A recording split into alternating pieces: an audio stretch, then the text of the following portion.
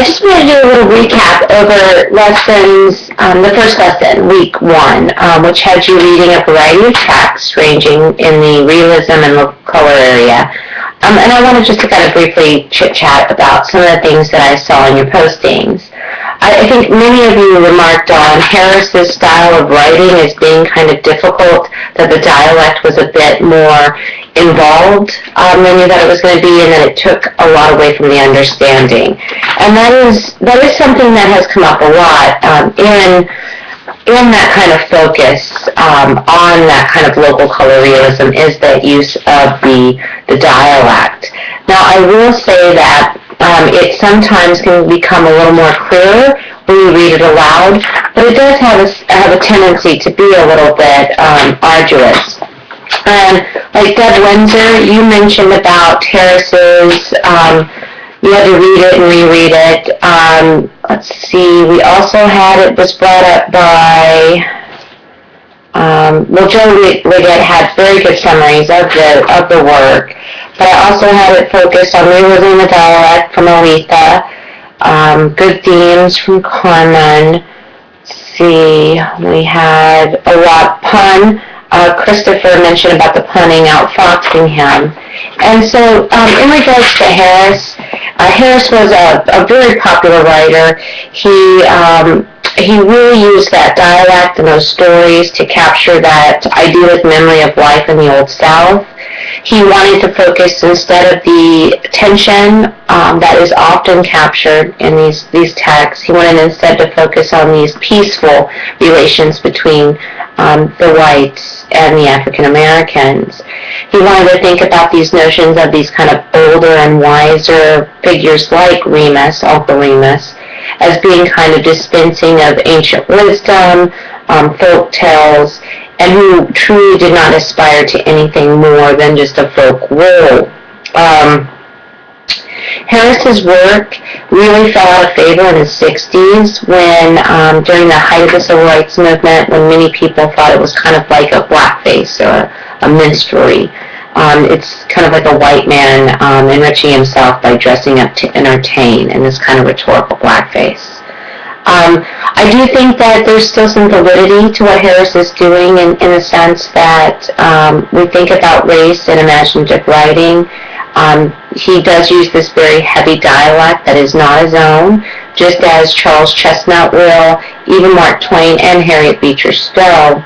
We'll also see this type of dialect, this type of assuming of a voice in the writings of William Faulkner, Richard Wright, Eudora Welty, even Ralph Ellison. If we think about some of these ideas, I think you could think about those ethical complications of writing in this dialect. What does it do? What does it assume? I think you can also think about that kind of who does this reading. Do we have to always ask that question of who is writing and who they are? And I do think that there's quite a bit of richness to this story and to this dialect and those questions. So I would urge you to kind of stick with that in mind. Now, I also see that Chickamauga was a very popular story to write about.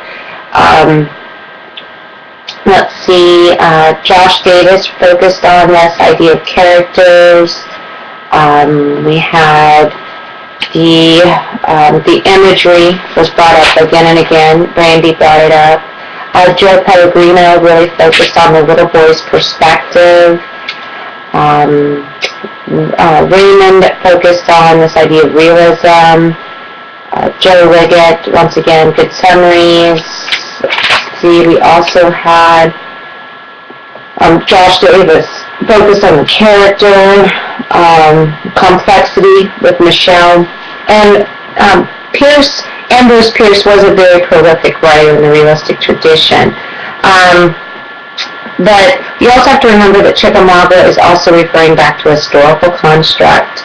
The very word Chickamauga would have been a very powerful association, particularly during the 1880s, 1889.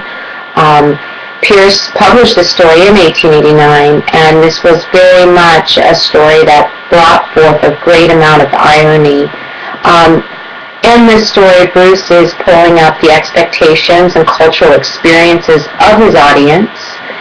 He also seems to take pleasure in turning these conventions and these ideas and assumptions upside down or perverting them in a way.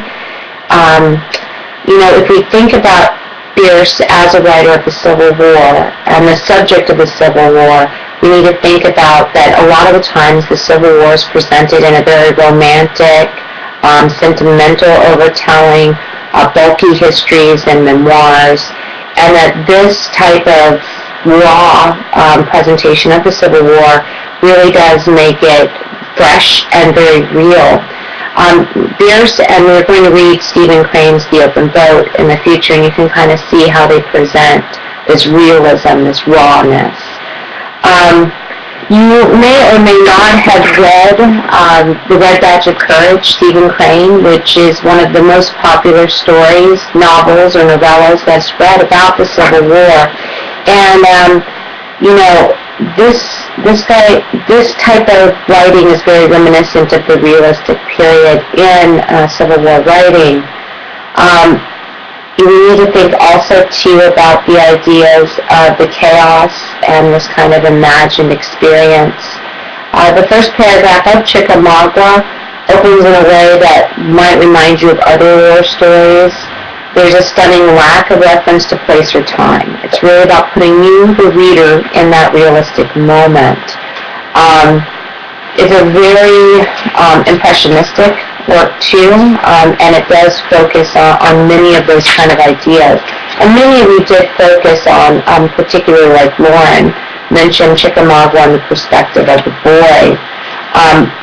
Not many of you enjoyed the Henry James reading, which isn't shocking or surprising to me, as James can be a bit dry, particularly in light of the Harris stories and also the Ambrose Bierce story. This reading is really just to give you a perspective of realism versus naturalism, and for you guys to get the idea of what it meant to be a writer who was trying to keep faith with truth and representing life as it was and as it is found. For James, James really focuses on that the only reason for the existence of fiction, of a novel, is that it does its best to attempt life. Howells, who he's kind of butting up against, William Dean Howells, that is, says that Howells is trying to say that life is mediated through the mind, and that's the fiction was mediating it, where James is really much more focused on this kind of paradox that realism is just capturing. It's kind of like a camera or a photograph. And it's kind of odd if you think about during this time that photography was beginning to kind of supplant the visual arts, and it was beginning to be an arbiter of truth and realism. Many of you did enjoy reading the Chopin reading, in particular the Storm. In fact, did see one person mention that Angela mentioned the symbolism of the storm. Chopin's, some of you mentioned that it was a little bit dry and boring. We also had a few people that mentioned the complexity of it, and it was kind of like it was more than expected. That was from Michelle.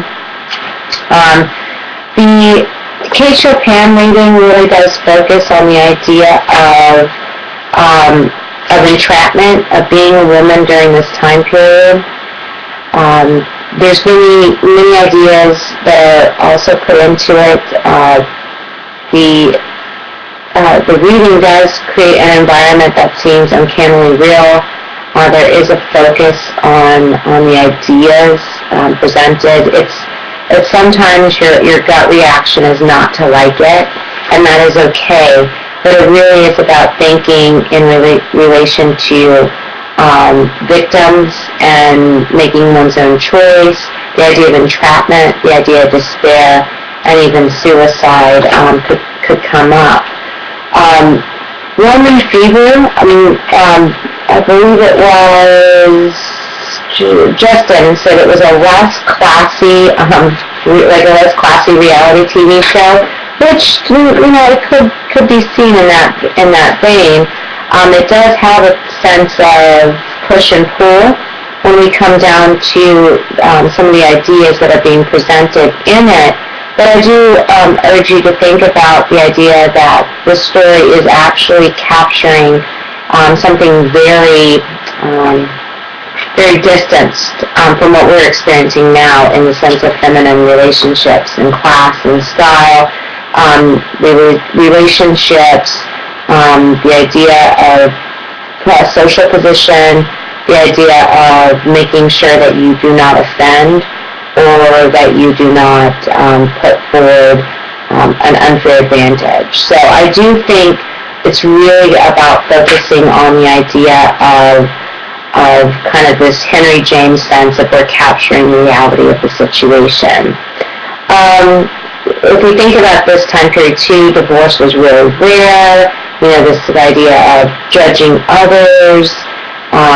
It also mentions, these notions of the leisured classes, people with more money, people with more power, this kind of social elite, this hauntedness, this lostness.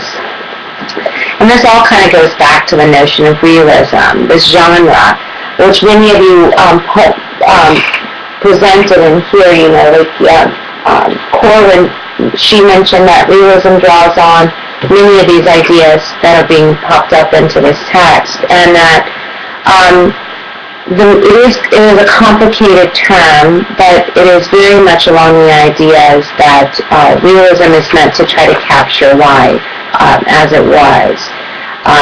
There is a sense that it's to assume a role, or to assume a position. Realists will develop character, studies of ordinary speech, plot and character development, settings, etc. Now, if as you are kind of taking away from this section or this lesson, really think in mind and in terms to what the main points of the stories were, how to relate to realism, and some of the things that I've talked about in this little podcast, and that you really should be pulling in these notions and expanding them and connecting them. Remember the intertextuality of literature in regards to history and culture and moments and thoughts and concepts really produce the foundation for this type of study. If you do have any questions or concerns, please feel free to contact me. Thanks.